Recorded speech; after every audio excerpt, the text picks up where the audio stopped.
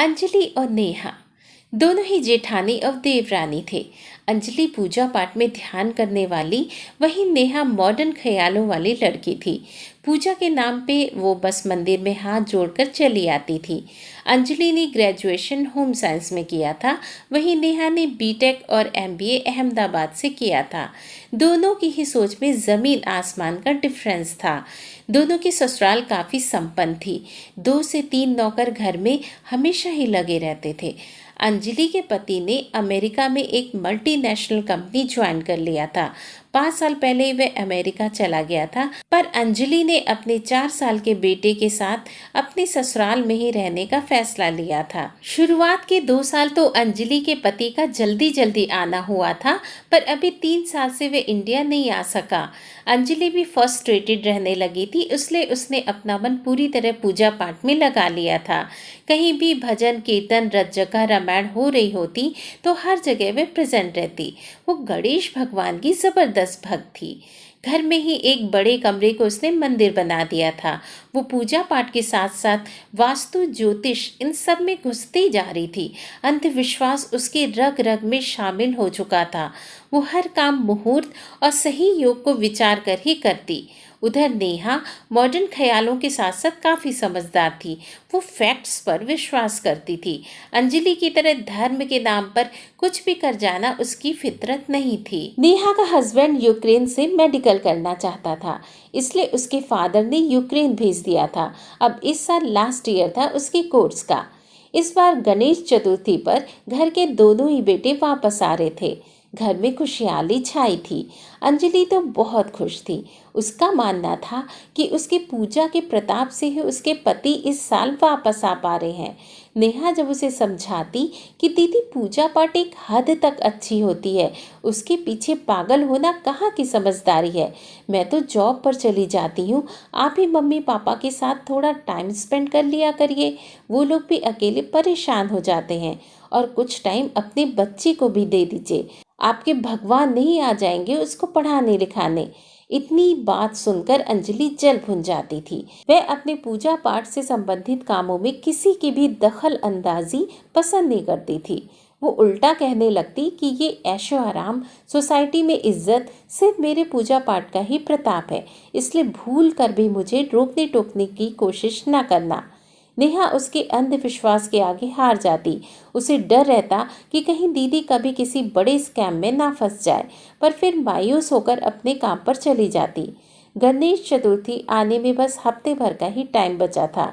घर में अंजलि ने तैयारियां जोर शोर से चालू कर दी थी। वो नेहा से कहती कि तुम भी पूजा पाठ शुरू कर दो, अदरवाइज देवर जी को आने में बड़ी अटकलें ना झेलनी पड़ जाए। वैसे भी यूक्रेन में लफड़ा हो रखा है।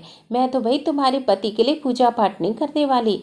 तुम्हारा कर्तव्य है कि तुम उनकी सही सलामत वापसी के लिए पूजा करो। फिर बड़े घमंड से कहती कि देखो, मैंने तो अपने पति की सही सलामत वापसी के लिए अपने गणपति बप्पा की पूजा धूमधाम से शुरू कर दी है, और हमेशा ही वही होता है जैसा कि मैं चाहती हूँ। फिर नेहा ने कहा, दीदी, भगवान की पूजा अगर सच्चे मन से की जाए तो वो ज़रूर सुनते हैं, क्योंकि उन्हें भी दिखावा और ढोंग पसंद नहीं। अंजलि चिढ़ जाती है और आंखें निकालकर नेहा से लगभग लड़ते हुए बोलती है, क्या मेरी पूजा को तुम ढोंग बोलती हो? देख लेना, एक दिन तुम खून के आंसू रोगी, फिर रोती हुई मेरे पास मत आना।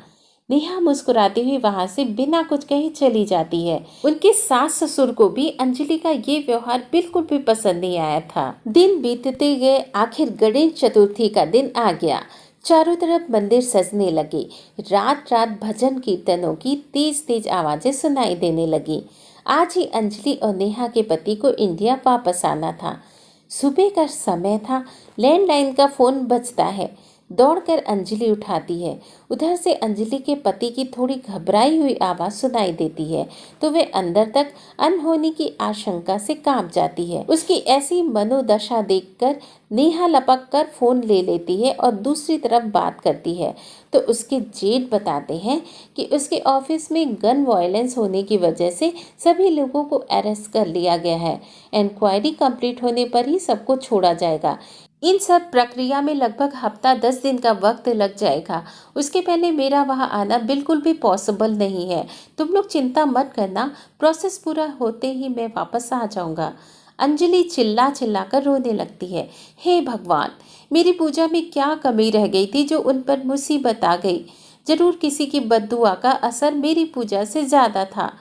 नेहा उसे समझाती है। उसी समय फिर से लैंडलाइन का फ़ोन बजता है।